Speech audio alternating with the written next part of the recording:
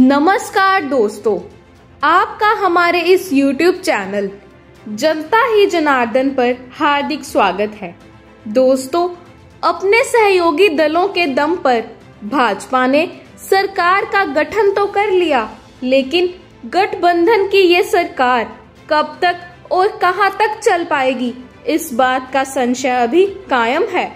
राजनीतिक गलियारों में किस तरह की चर्चाएं हैं तथा आम जनमानस इस बारे में क्या सोच रहा है, इस वीडियो में हम इस बात पर चर्चा करेंगे। वीडियो पसंद आए तो आप हमारे इस चैनल को सब्सक्राइब करें, वीडियो को ज्यादा से ज्यादा लाइक और शेयर भी जरूर करें। दोस्तों, केंद्र में तीसरी बार नरेंद्र मोदी ने प्रधानमंत्री की शपथ लेकर इतिहास को रच दिया, लेकिन आने वाले समय में उन्हें बहुत सी चुनौतियों का सामना करना पड़ेगा। उसकी वजह यह है कि इस बार भाजपा के पास अपना खुद का बहुमत नहीं है। भाजपा ने तीसरी बार की सरकार अपने सहयोगी दलों के समर्थन से बनाई है। राजनीति के जानकारों का कहना है कि इस नई सरकार को समय समय पर अपने ही साथियों का दबाव झेलना पड़ेगा। जनमानस के मन में भी ये बात है कि इस बार की मोदी सरकार को कड़े फैसलों के लिए टीडीपी और जेडीयू के आगे बार बार मजबूर होना पड़ सकता है। आपको बता दें कि अपने लंबे राजनीतिक करियर में मोदी ने कभी गठबंधन सरकार का नेतृत्व नहीं किया है, ना बतौर मुख्यमंत्री गुजरात में और ना ही पिछले 2 कार्यकाल के दौरान केंद्र में।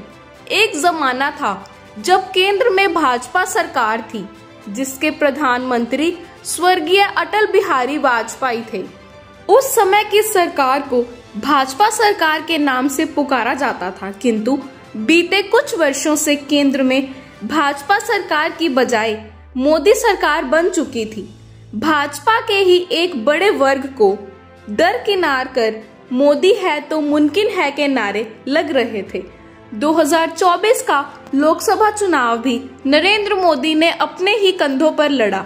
शायद इसी कारण भाजपा के एक बड़े वर्ग और आरएसएस ने इस बार चुनाव में ज्यादा रुचि नहीं दी और परिणाम ये निकला कि मोदी के 400 पार के नारे की हवा निकल गई तथा बीजेपी बहुमत के आंकड़े से भी पिछड़ गई।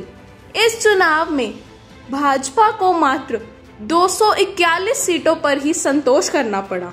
हालांकि मोदी सरकार ने अपने 10 साल के कार्यकाल में बड़े और कड़े फैसले लिए। जम्मू कश्मीर से धारा 370 को हटाया, ये कोई साधारण काम नहीं था। अयोध्या में राम मंदिर की स्थापना करके देश के राम भक्तों को अपनी ओर आकर्षित भी किया। दोस्तों, राम मंदिर का ये 700 साल पुराना मसला था, लेकिन मोदी ने अपनी सूझबूझ से न केवल इस मसले का हल किया, बल्कि विवादित जगह पर भगवान राम का भव्य मंदिर भी बनाया। नागरिकता अधिनियम का लागू होना बड़े फैसलों के रूप में गिना जाता है, लेकिन अब लोगों के मन में भी ये बड़ा सवाल है कि क्या इस बार की मोदी सरकार कोई बड़ा फैसला ले पाएगी या नहीं। अपने 10 साल के कार्यकाल को ट्रेलर बताने वाले प्रधानमंत्री नरेंद्र मोदी क्या इस बार हकीकत में कोई पिक्चर दिखा पाएंगे। 2024 के लोकसभा चुनाव में भाजपा के घोषणा पत्र में जो चुनावी वादे किए गए थे, क्या वे वास्तव में पूरे होंगे। इसके अलावा यूसीसी जैसे कानूनों का क्या होगा, क्या इस पर एक राय बन पाएगी। दोस्तों, ऐसे बहुत से मुद्दे हैं जिन पर एक राय बनाना एनडीए सरकार के लिए इतना आसान नहीं होगा। इसका बड़ा कारण ये भी है 10 सालों से दुबक कर बैठा विपक्ष इस बार काफी मजबूत हो चुका है और आने वाले समय में कांग्रेस पार्टी सहित अन्य सभी विपक्षी दल हर मुद्दे पर अपनी टांग अड़ाएंगे। लेकिन जानकारों का ये भी कहना है कि प्रधानमंत्री नरेंद्र मोदी वक्त की नजाकत को समझने में माहिर हैं। एक समय ऐसा था जब कृषि कानूनों के विरोध में देश भर के किसानों ने एक बड़ा आंदोलन खड़ा किया था, जो लंबे समय तक चला। लेकिन उस वक्त मोदी सरकार ने अपने फैसलों को बदलते हुए कृषि कानूनों को वापस ले लिया था। इसलिए वे अपनी सरकार को चलाने व बचाने के लिए हर संभव कोशिश करेंगे। दोस्तों, अब देखना ये है कि तीसरी बार बनी एनडीए सरकार कहां तक चलेगी और कब तक चलेगी। अपने 72 मंत्रियों के साथ नरेंद्र मोदी ने प्रधानमंत्री पद की शपथ तो ले ली है, लेकिन मोदी अपनी सोच के अनुसार ट्रेलर को पिक्चर में बदलने हेतु कहां तक सफल होंगे, ये बात अभी भविष्य के गर्भ में है।